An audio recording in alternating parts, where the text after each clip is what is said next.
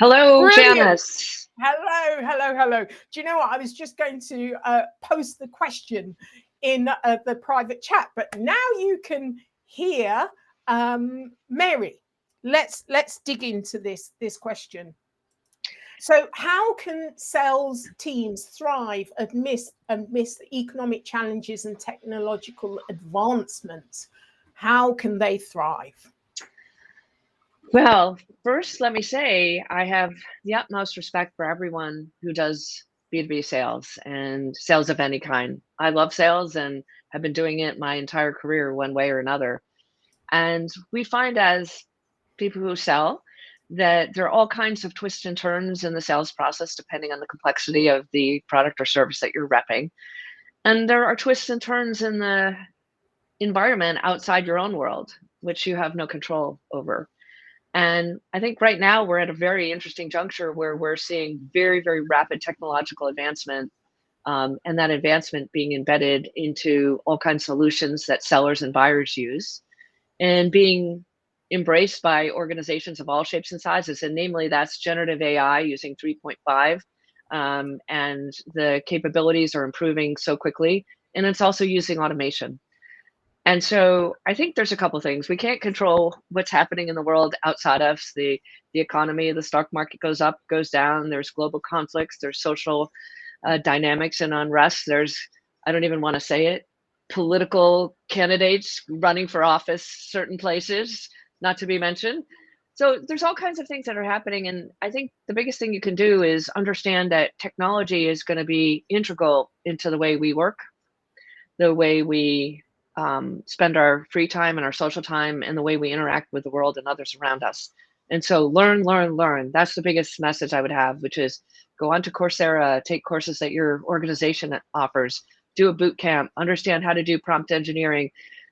Generative AI will be woven into the fabric of everything that we do at work going forward. So get out ahead of it, learn it, embrace it.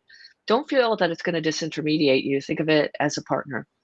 I think then, the other things, on the external side and dealing with buyers, it's difficult. Buying groups are larger. We're dealing with digital natives. We're dealing with folks that are very comfortable selling themselves through downloading content and going on, seeing videos and spending very little time with salespeople. So you really have to make the most of that moment when you get connected one-to-one in a selling situation. So I keep saying this, but the bar continues to raise and raise on sellers. And you've got to make sure, before you join that call, you have your insights ready, you have your pitch ready, you have your active listening ready. And people still do want to buy for people. I mean, that's just never going to change, but you've got to control everything that you can, which is really using the technology and making sure you upskill yourself and making the most out of every interaction you have with a buyer along the buying cycle.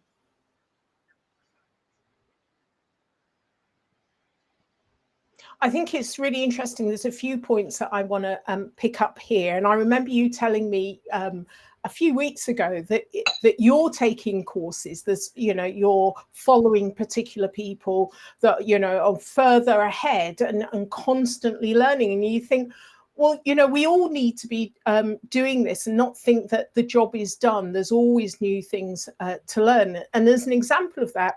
The Stanford Institute of Human Capital in Artificial Intelligence, they've just issued a report, the Index Report 2024, and it's covering major trends in AI and development. It's 502 pages. What did I do? I used AI. Give me the summary. Give me the key points, No longer do we have to slog at all of this, and I could have then tailored it to say, give me the key points relevant to a particular personality or position that I am then going to be talking to in a sales call, or something that's relevant to the industry. Give me the key points. So, it really is an enabler, and you never stop learning, and you can tailor it as it becomes, generative AI becomes so much more advanced. So I love what you're saying, and even on the buyer side, what you were saying about buyers they do relish human connection. After all, buyers are human. We all relish human connection, but it's actually got to be of value, of relevance, and that's where the AI comes in to help that situation. So I love this, love it. Well, there's two ways that the AI really help you. One is it's a massive time saver. Two, and it can make you more intelligent, have more insights more quickly. And so you've got to be using it. I use Grammarly on every email. Look, I have a PhD. I know how to write, but I mean, I get like 100 recommendations from Grammarly every time I write. I'm like, oh my God, what did I do before this? So like if you're, all my LinkedIn posts, I start with an AI, and then of course I make it my own, right? My own language. But you're getting deeper insights, and you're getting it really, really quickly. I'll give your audience just a really quick example of when I used 3.5 the other night. I was at Ravinia, which is the home of the Chicago Symphony in the summertime, and there was a beautiful dinner for donors and other people, and they focused on women in leadership, and they brought in astronauts, astrophysicists, women conductors, and women composers. I was seated next to someone, and I had a sneaky hunch, Janice, that she was like somebody, but I didn't really know who she was, right? Because there were all these luminaries here. So I put my iPhone down and I did a chat search on her.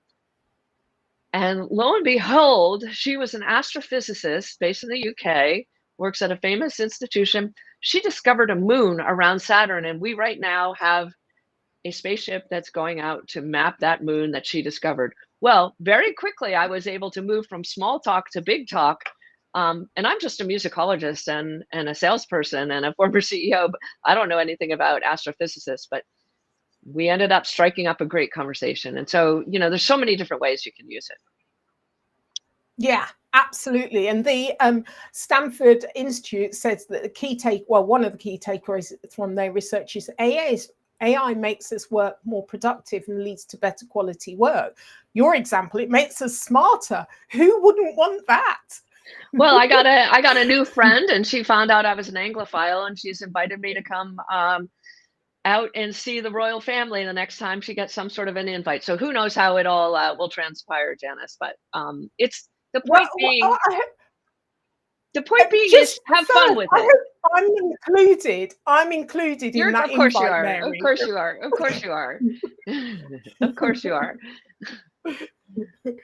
Okay, so with B2B sales teams becoming smaller, I spoke about this at the last year's GTM Pavilion conference and gave lots of examples of where this happened. And it's very much driven by tech, but it's also driven by understanding that there's so much waste in our sales operation. I still talk to sales leaders that say, I'll recruit 5, knowing that only 2 maybe 2, 1 or 2 of them I expect to stay. For the last 30 years, the quota attainment has been 50%. During lockdown, right. It went up to 70%. So much waste. We cannot afford that. So how do you assess top talent in light of sales teams becoming smaller and more tech enabled? Yeah, it's interesting. I mean, quite a few points to sort of amplify on. And the first one will be the size of the organization. So we're in a situation where there's a lot of uncertainty on the macroeconomic side, and we're seeing a lot of movement within organizations of all shapes and sizes where human capital and financial resources are being put into innovative projects that use generative AI and other things like that. And organizations now are focused on efficient growth versus growth at all costs, right? Even the startups and late stage startups. So CROs don't have the ability to go out and hire 3 for 1. I did that, like you described, many, many times. You just knew.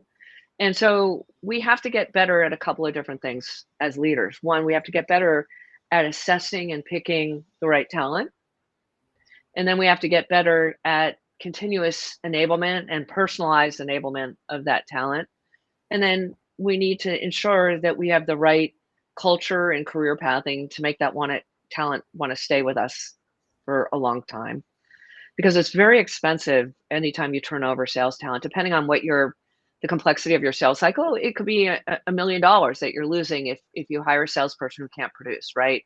That's the lost time of interviewing, the 3 to 6 months that they didn't deliver any revenue or poor pipeline, the another 3 months that they're on the plan before you can exit them from the business, and then you start all over again, right? So it's very expensive. So you have to get better at picking that right talent, and that's one of the areas that my new company can really help sales leaders with. We are an HR tech company. It's called Higher Quotient, and the company's been around for about 3 years. We have a sourcing tool, a candidate recruitment tool that helps recruiters and line business leaders and sales leaders quickly identify, so source, rank, and communicate with those candidates. And so it essentially compresses the first 3/4 of the candidate cycle, uses a wide range of sources that it pulls active and passive candidates from. And then it follows not only the job description, but the AI prompts that the recruiter and manager enter in that are really important to them. So you can go down this rabbit hole of getting some really specific talent, which you would never be able to access without AI doing that for you. And so our firm will help recruiters and managers go out and get that great talent and rank them based on your criteria, and then communicate that with them in a sequence or cadence that we have within our solution. So first of all, there's more sophisticated ways, faster ways, and better ways of getting talent that's going to be really aligned with the specialties that you need, as well as the cultural dynamics of your organization. And it's a little bit more than just putting out referral bonuses and me hiring from my network, right? It can be more sophisticated. So if you can get that deep talent initially, you're in a better position. And then the next stage is really, you and I have many friends and colleagues in common that are focused on the enablement world. That world has gotten hit been hit hard over the last several years, but you need a really strong enablement program, and enablement needs to start to be personalized for each learner, right? And the AI can help with that. So there's a lot of different things you can do, but I think we're at a world where we can't afford the shrinkage of 80% of your revenues coming from 20% of your people. You're going to start to see productivity and production across the team being really key metrics for those sales leaders, not just hitting the quota, but hitting the quota the right way with all your individuals.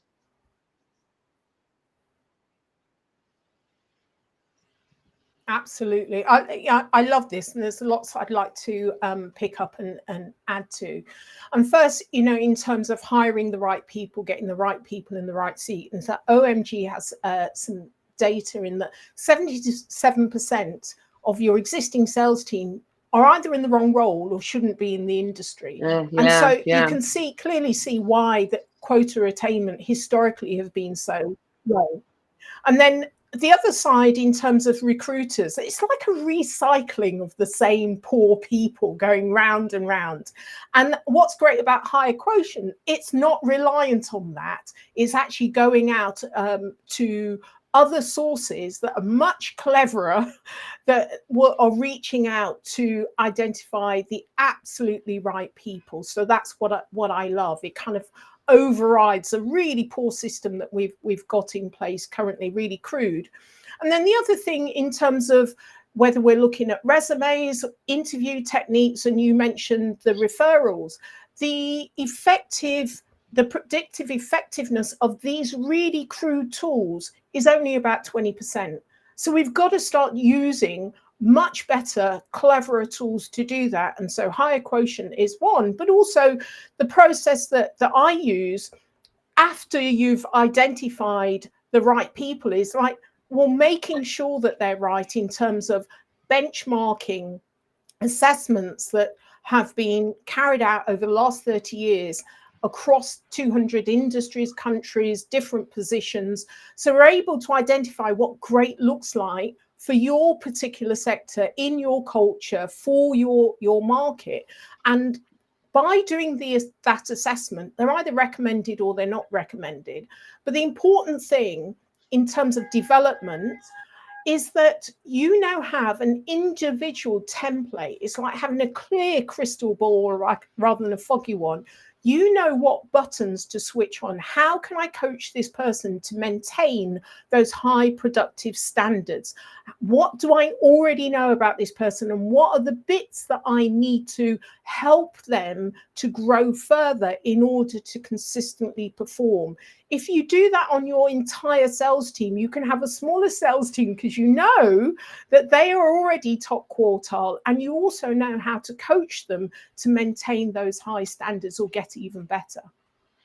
I agree. I mean, and I think there's two things. One, which is I agree with you that oftentimes, in the earlier days, and probably still now, with companies that aren't using sort of more technology and more specific methodologies like what you described, you absolutely can have the wrong people in the right people in the wrong roles, right? Or the wrong people in the right roles, however you want to look at it.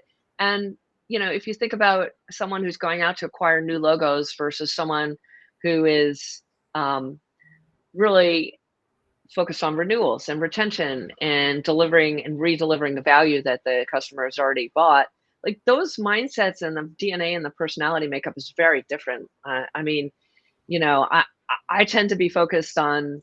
I was always really great on the new logo hunting. I mean, thrill of the chase. I'm a bit of an adrenaline junkie. Maybe I'm a little transactional. I don't know. But that's me. And sure, could I do an account management job? Sure, of course I could. But I get really fired up on the other stuff. So I think you're right. You do have to have the right people in the right positions. The other thing is that the salesperson's role has changed a lot over the last 10 years and 5 years. Like, because the buyer can do so much on their own, the expectation is now and because technology can do so much to alleviate that 40 to 60 to 70% of the time that salespeople historically have been focused on downstream low value activities. Now, with your time freed up, you should be getting smarter, right? Because that's what you should be doing. You should be doing more research. You should be getting insights so that you should be prepping for that call so that when you have it, you're like a consultant. And it's interesting. I had someone from a past work life who it was not a salesperson who had been reading a lot of what I'd been writing and said she's looking for a job. And she said, "Mary, should I consider a sales role? Like, I never thought about it before, but everything that you just described, that's me. That's what I do." So I think we're starting to see like more consultative people in this role, people who understand data science, who understand the questions to ask, who understand and like using technology, who historically maybe would have shied away from that salesperson's role because it was so repetitive, right? And kind of, not as intellectually challenging as folks like that might look for. So we are seeing redefinition of what it means to be B2B seller. And I think they're consultants. I think they're people that coming out of our top business schools, people who are curious and smart and want to work side by side with their customer and their customers' providers to ensure that their customer gets the outcomes that they're looking for. Excellent. Yeah, totally agree, Mary. I know that you love great research, and we can't not have a conversation without talking about diversity. True. So, and we're both campaigners to, increase the diversity of in sales because it's pretty appalling. So Harvard Business Review wrote a report, AI should augment human intelligence, not replace it. And what I found was interesting. They call it new diversity. The new diversity is a composition of humans and non-humans working together. Wow. That's what they call new diversity. But what is interesting, the psychology behind this is that the risks that stereotypical beliefs and biases that we all know about, Mary, can easily influence decision making in teamwork when the machines, as non-humans, are considered to be co-workers. They are the same mistrust and negative perceptions as if they are diverse workers. Wow. That's intense. Yes. I need to get that article. So you've got to please share that with everyone. I mean, that sounds fascinating. Yeah. Really interesting. Really interesting. Well, without sort of, I know you and I are advocates for people of all shapes and sizes in the business world, and bringing their authentic selves to work. And it is appalling that we don't have more women in the field and more people of color. And you and I are working on that in the ways that we can. What's interesting though is something I picked up is I do, I'm always evaluating new technologies, and you've got these AI agents, and how many times do you have the AI agent who's doing all of the heavy manual labor, the lifting, the stuff that we don't want to do, and the tech entrepreneur actually gave them a female name, and like, guys, let's not call those bots women's names and start giving them orders, right? Let's use gender neutral terms. I've digressed a little bit, but I hope it's okay. Yeah, but it's like negative, right? And why are negative things female and positive male? I mean, it's really simple, but people do it subconsciously. That They do. but they've got to work harder, because actually nowadays it's conscious. It's Yeah, not. right, You cannot rely on being, well, I wasn't aware, I didn't know. Well, you've got to self-educate, which is what we said at the top. right, for sure, for sure. Yeah. Okay. So, in wrapping this up, so what steps are essential in transitioning to an agile tech-enabled workforce? Yeah, so I mean, I think the biggest thing is getting educated, right? So understanding what's possible, what's out there, reading some of the articles that you referenced in this conversation, going to events like this, working with consultants like yourself, or DM me anytime. I'm willing to talk to anyone anytime about tech because I love it. So I think it's, first and foremost, it's getting educated. Once you're educated, then you can understand what's possible, right? And CROs don't necessarily have to be top users of tech, but you need to think of technology as another arrow in your strategic quiver as a C-suite executive.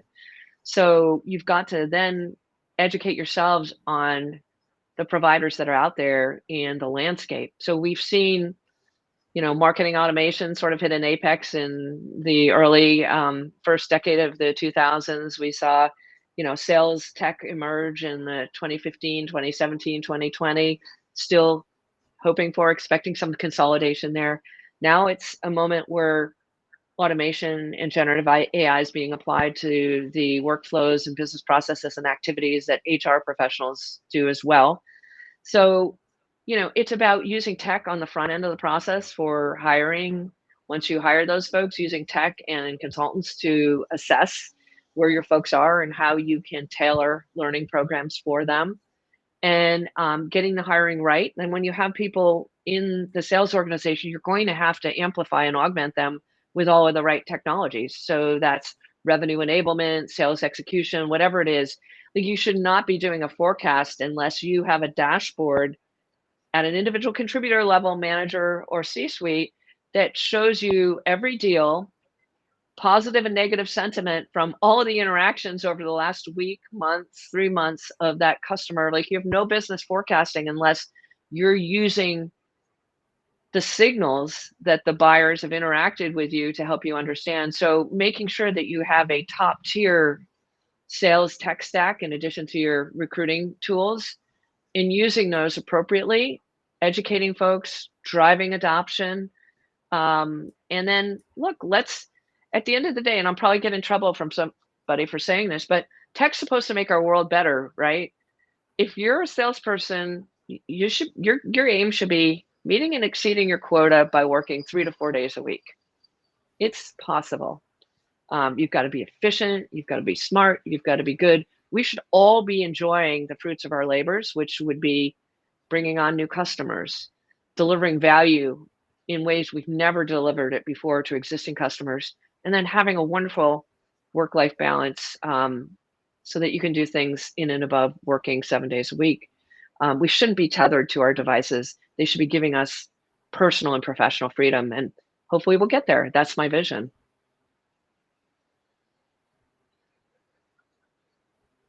I love this. I'm not going to sum up, because I think that you've already done it, talking about augmented RI, inclusive leadership, continuously learning, and looking at it as an enabler. And I love the 4 days a week. I look forward to seeing everybody at the next session